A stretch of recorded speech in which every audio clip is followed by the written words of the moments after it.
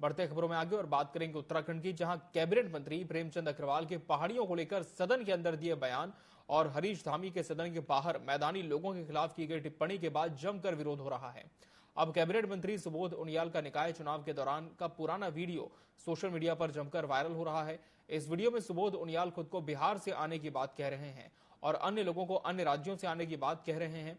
वहीं उन्होंने कहा कि उत्तराखंड का इतिहास उठाकर देख लो, कोई ना कोई अन्य राज्यों से आए हैं, लेकिन उनके बयान को अब राजनीतिक मुद्दा बनाकर वायरल किया जा रहा है। कि मैंने राजनीति के गिरते हुए मूल्यों को देखते हुए ये निर्णय लिया था कि मेरे परिवार से भविष्य में कोई राजनीति नहीं करेगा।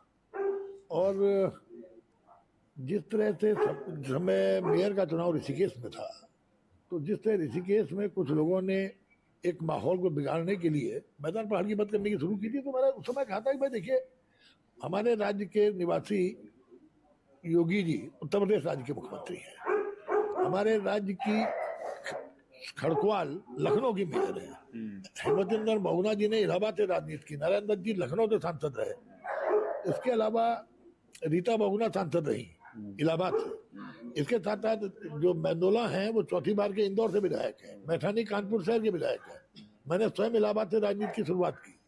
तो ये ऐसी स्थिति में जो व्यक्ति उत्तराखंड में रह रहा है वो उत्तराखंडी है, और उत्तराखंड में रहने वाले हर व्यक्ति को उत्तराखंड में उत्तराखंडी होने के कारण राजनीति करने का अधिकार है। तो इसको लेकर के राजनीतिक जो लोग राजनीतिक तौर पर रोटियां सेकने का प्रयास कर रहे हैं और राज्य का वातावरण खराब कर रहे हैं, मेरा तो ये मानना है कि इनके खिलाफ बहुत सख्त से सख्त कार्रवाई की जाएगी। देहरादून में हाईकोर्ट के आदेश के बाद सहकारिता चुनाव स्थगित हो गए हैं, जिसके बाद से प्रदेश की सियासत गर्मा गई है।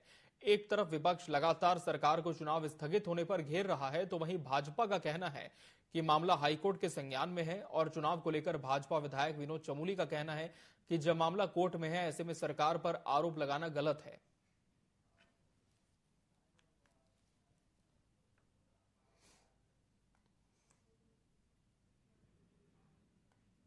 के कारण ही जो चेयरमैन के चुनाव है वो नहीं हो पा रहे हैं, तो हमको थोड़ा कोर्ट के निर्णय का इंतजार करना चाहिए, क्योंकि कोर्ट सभी पहलुओं को देख रही होगी, और जब कोर्ट संज्ञान ले रही है तो फिर इस पर सरकार पर आरोप लगाने का कोई औचित्य नहीं है। हाँ, अगर कोर्ट कोई एडवर्स निर्णय लेती है तो कांग्रेस अपनी बात कह सकती है कि मामला सब जुडिस है। राज्य सरकार त्योहारी सीजन को देखते हुए मिलावटखोरों के खिलाफ प्रदेश भर में व्यापक अभियान चलाने के निर्देश दे चुकी है। आपको बता दें, प्रशासन ने मिलावटखोरों से निपटने के लिए छापेमार दस्तों और सचल वाहन टीमों का गठन किया है। वहीं विभाग के अपर आयुक्त व ड्रग कंट्रोलर ताजबर जग्गी का कहना है कि गढ़वाल और कुमाऊं मंडल में छापेमारी अभियान लगातार जारी है। विभाग ने विजिलेंस सेल का भी गठन किया है। कहा, हर जिले में नोडल अधिकारी बनाए हैं और वो फूड इंस्पेक्टर के माध्यम से विभिन्न प्रतिष्ठानों में छापेमारी कर सैंपलिंग कर रहे हैं। उन्होंने बताया कि सचल वाहनों में भी सैंपलिंग की व्यवस्था की गई है।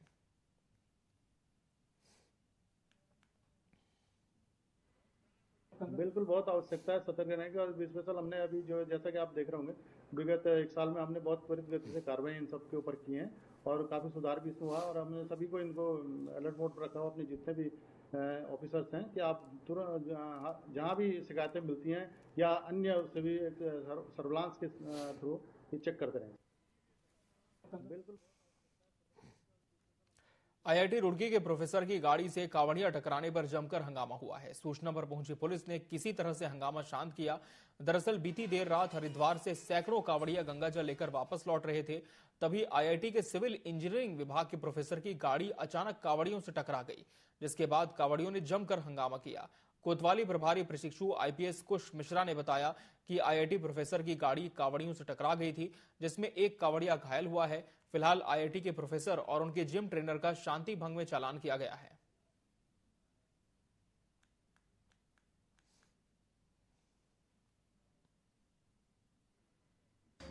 कांवड़ियों के साथ उनका कांवड़ खंडित किया गया और उनके साथ मारपीट करी गई।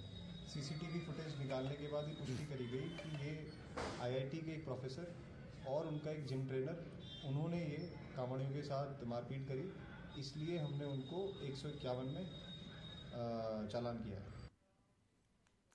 लोहाघाट उपजिला चिकित्सालय के अधिकारियों पर स्वास्थ्य कर्मियों के उत्पीड़न के गंभीर आरोप लगे हैं।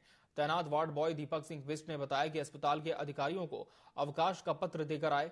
वहीं आज लोहाघाट पहुंचे तो अधिकारियों ने उनकी 2 दिन की अनुपस्थिति लगाई। इस बात की जानकारी मांगी गई तो उन्हें कोई जानकारी नहीं दी गई, जिस कारण उन्हें काफी मानसिक तनाव पहुंचा है और जिम्मेदार अधिकारी कुछ भी बताने से इनकार कर रहे हैं। उन्होंने सीएमओ से मामले की निष्पक्ष जांच कर संबंधित अधिकारी के खिलाफ कार्रवाई करने की मांग की है। तारीख की डेट दी गई थी, उसके मैं राम बरेली गया और उसकी मैंने एप्लीकेशन देके अपने कार्यालय में दी, जिसमें हमारे मैडम शेमस भी थे और एलडी जोशी भी थे। उसके बावजूद जब मैं आज आया, मैंने अपने रजिस्टर चेक देखा साइन करते समय, तो उसमें मेरे ऑफ की जगह एब्सेंट लगाया गया है। तो मैं ये पूछना चाहता हूँ कि एब्सेंट लगाने वाले कौन हैं और यहाँ पे 2 सीसीटीवी कैमरे लगे हुए हैं। ये जिम्मेदारी एक मानसिक रूप से चतुर श्रेणी कर्मचारी जो बेचारा इतने 7 महीने से मानसिक रूप से चल रहा है और अपने बाल बच्चों को छोड़ के उपजिला चिकित्सालय में नौकरी कर रहा है, उसके बावजूद इसके मेरे साथ ऐसा किया जाता है। मैं ये जांच कराना चाहता हूँ कि ये एब्सेंट लगाने वाला शख्स है कौन। आवासन और शहरी कार्य मंत्रालय भारत सरकार ने स्वच्छता सर्वेक्षण का काम शुरू कर दिया है। इसके तहत लोगों से निकायों में सफाई व्यवस्था का फीडबैक लिया जा रहा है। नगर आयुक्त देहरादून नमामि बंसल ने लोगों से अपील की है कि सभी शहर की सफाई व्यवस्था को लेकर अपना फीडबैक जरूर दें। साथ ही उन्होंने स्वच्छता बनाए रखने की भी लोगों से अपील की। नगर आयुक्त ने बताया कि स्वच्छता सर्वेक्षण में बेहतर प्रदर्शन के लिए कई कार्य योजना तैयार की गई है।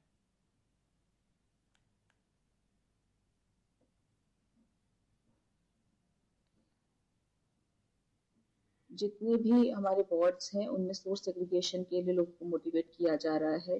जो हमारे विभिन्न स्टेक होल्डर्स हैं, जैसे कि स्कूल्स हैं, कमर्शियल यूनिट्स हैं, होटल्स हैं, बल्क वेस्ट जनरेटर्स हैं, इन सबको मोटिवेट किया गया है। कार्यशाला कराई गई है।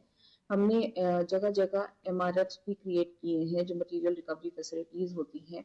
तो रिसाइकलिंग पर बहुत जोर है। प्लास्टिक बैंक्स का काम कई संस्थाओं द्वारा अच्छा किया जा रहा है, उन्हें भी प्रोत्साहित किया गया है। इसके अलावा आज हमने एक हेल्थ कैंप भी ऑर्गेनाइज किया है जितने भी सफाई कार्मिक हैं उनके लिए। तो प्रयास यही है कि विभिन्न आयामों को इसमें ध्यान में रखते हुए प्रयास किया जा रहा है कि हमारा प्रदर्शन बेहतर हो सके। विधानसभा सत्र के दौरान कैबिनेट मंत्री प्रेमचंद अग्रवाल की पहाड़ मैदान पर की गई टिप्पणी का मामला शांत होने का नाम नहीं ले रहा। विपक्ष मामले को लेकर सरकार पर लगातार हमलावर है, तो वहीं आम जनता में भी काफी आक्रोश दिखाई दे रहा है। भाजपा के वरिष्ठ विधायक विनोद चमोली का कहना है कि इस विषय पर भरपूर चर्चा हो चुकी है, मंत्री माफी मांग चुके हैं, तो वहीं पार्टी ने भी इस विषय का संज्ञान लिया है, इसलिए अब इस विषय को यहीं पर समाप्त कर देना चाहिए। देखिए, मुख्यमंत्री ने जब भू कानून पर चर्चा की, सबसे पहले उन्होंने ये कहा कि हमारी ये शुरुआत है और अभी इसमें आगे बहुत कुछ हो सकता है, होना है। हमको ये उम्मीद करनी चाहिए कि यदि उसमें कोई लोगों को खामियां भी दिख रही होगी तो आने वाले समय में उसका भी समाधान। देखिए, मुख्यमंत्री ने जब भू कानून देश भर में धीरे धीरे गर्मियां बढ़ रही हैं, वहीं उत्तराखंड में गर्मियां अपने साथ एक बहुत बड़ी परेशानी लेकर आती है। हर साल आग की वजह से कई सौ हेक्टेयर जमीन जल जाती है। इसकी वजह से न सिर्फ वन संपदा को भारी नुकसान होता है, साथ ही जंगली जानवर भी आग से जलकर मर जाते हैं। अपर प्रमुख वन संरक्षक ने बताया कि वन विभाग में एक MOU साइन किया है। उस MOU के तहत हमें मौसम की सटीक जानकारी मिल सकेगी। इसके साथ ही फायर डेंजर रेंज भी हमें प्राप्त हो सकेंगे। नहीं, अभी हमारे पास जो है अलर्ट्स आ रहे हैं। हमारे पास जो फॉरेस्ट सर्वे ऑफ इंडिया है उसके माध्यम से अलर्ट्स आते हैं। उन अलर्ट्स को हम लोग ऐप बनाया, हम लोगों ने एक ऐप डेवलप किया है। उस ऐप पे हम लोग जो है वो पोस्ट करते हैं और उस पर फिर जो हमारे फील्ड ऑफिसर्स हैं उनको हम लोग ये बताते हैं कि आप वो संबंधित स्थलों का निरीक्षण करके उसका जो एक्शन टेकन रिपोर्ट है वो हमें। हरिद्वार में महाशिवरात्रि की धूम देखने को मिल रही है। शिवालयों में आस्था का सैलाब सुबह से उमड़ा दिखा। दक्षेश्वर महादेव मंदिर में बड़ी संख्या में श्रद्धालु पहुंचे। मंदिर परिसर हर हर महादेव के जयघोष से गूंजता रहा। कांवड़ लेकर लौट रहे श्रद्धालु भी मंदिरों में जलाभिषेक करते दिखे, जिसको लेकर श्रद्धालुओं से बातचीत की TV 24 संवाददाता आफरीन बानो ने।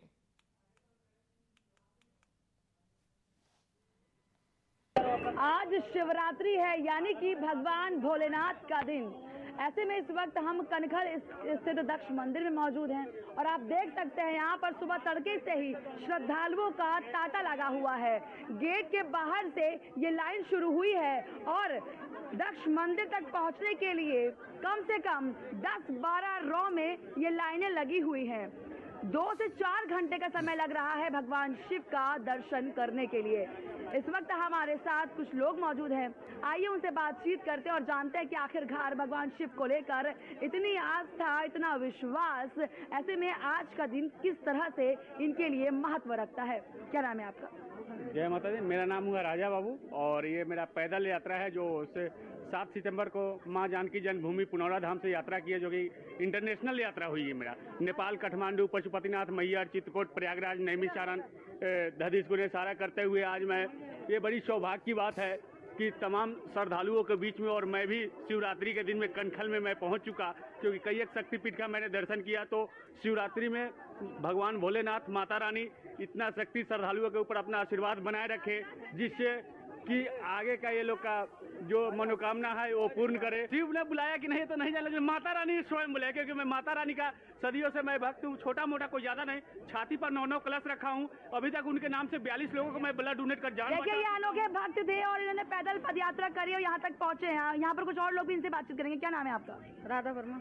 राधा जी, आज भगवान शिव का दिन है, ये दिन उनको समर्पित है, क्या कुछ कहना चाहेंगी? हाँ, आज शादी हुई है उनकी, आज का दिन तो बहुत महत्वपूर्ण है। देखिए, यहाँ पर और लोग हैं, लाइन लगी हुई है, इन लोगों से बातचीत करने का प्रयास करेंगे और जानेंगे कि आखिरकार कब से लोग लाइन में लगे हुए हैं। क्या नाम है आपका? रजनी। रजनी जी, कितनी देर से लाइन में लगी हुई हैं? हो गया आधा घंटा। आधा घंटा हो गया। तो क्या लग रहा है, आप मंदिर तक कितनी देर में पहुँच पाएंगी? देखिए, भोलेनाथ कितनी देर में बुलाए मेरे को। देखिए, ये कह रही है भगवान भोलेनाथ पता नहीं कितनी देर में हमें बुलाएं, और यहाँ पर लंबी लंबी कतारों में लोग लगे हुए हैं और इनका ये विश्वास है कि भगवान शिव के दर्शन मात्र से ही इनके जो कष्ट हैं वो दूर हो जाएंगे, वो कष्ट कट जाएंगे और सुख की इनको प्राप्ति होगी। अपने सहयोगी के साथ मैं आफरीन बानो, TV 24 हरिद्वार। उत्तराखंड के हल्द्वानी में महाशिवरात्रि को लेकर श्रद्धालुओं में भारी उत्साह देखा गया। लोगों ने शिव मंदिर पहुंचकर भगवान शिव की पूजा अर्चना की और भगवान को पंचामृत से स्नान कराया। इस दौरान मंदिर में लंबी कतार देखने को मिली। बेल बाबा मंदिर में भंडारे का भी आयोजन किया गया। जल चढ़ा के और शिव जी का कड़ा व्रत रख के हम रात को 8 या 9 बजे तक अपना व्रत तोड़ते हैं और इसके साथ हम शिव जी की बहुत पूजा और मान्यता करते हैं, क्योंकि आज महाशिवरात्रि, इसलिए आज हम यहाँ मंदिर में आए हैं। मनोकामना यही थी कि हर वर्ष इसी हर्षोल्लास के साथ हम ये त्योहार मनाते रहे और शिव जी की कृपा हम सभी पर बने। आज महाशिवरात्रि है, आज गौरा और पार्वती के प्यार की जो निशानी है, कहते हैं कि पहली बार प्रेम विवाह इनका हुआ था। तो जय माता दी और हर हर महादेव। हर साल की भांति इस वर्ष भी शिवरात्रि का महापर्व यहाँ पर बनाया जा रहा है। यहाँ पर हजारों की संख्या में श्रद्धालु यहाँ आते हैं और बाबा भोलेनाथ का आशीर्वाद लेकर जाते हैं। और आज भी मैं देख रहा हूँ कि हर साल के भांति हर साल यहाँ पर जनसंख्या श्रद्धालु की बढ़ती जा रही है और निश्चित तौर मुझे लगता है कि आगे भी यही जनसंख्या बढ़ेगी और बाबा भोलेनाथ का हो और हमारे बेल बाबा महाराज की आशीर्वाद सभी भक्तों को बना रहे। भोलेनाथ सबका आशीर्वाद इसी बनाए रखें। देहरादून में महाशिवरात्रि पर्व का खासा उत्साह देखा गया। कैबिनेट मंत्री प्रेमचंद अग्रवाल ने टपकेश्वर महादेव मंदिर पहुंचकर जलाभिषेक किया और प्रदेश के लिए सुख समृद्धि की कामना की। मंत्री प्रेमचंद अग्रवाल ने बताया कि आज ही के दिन देवों के देव महादेव की मां पार्वती के साथ विवाह उनका हुआ था, इसलिए पर्व मनाया जाता है। साथ ही उन्होंने कहा कि इस मौके पर उन्होंने प्रदेश की सुख और समृद्धि के लिए भगवान भोलेनाथ से प्रार्थना की है। देखिए, महाशिवरात्रि की सबसे पहले आप सभी को बहुत बधाई दे रहा हूँ। ऐसी मान्यता है कि भगवान भोले जो देवों के देव हैं, महादेव हैं और कल्याण के लिए हमेशा उनका आशीर्वाद सभी पे रहता है।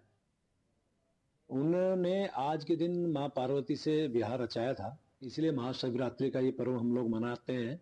पूरे विश्व भर में आज महाशिवरात्रि का बहुत उल्लास के साथ ये पर्व मनाया जा रहा है। मैं सबको बहुत बधाई दे रहा हूँ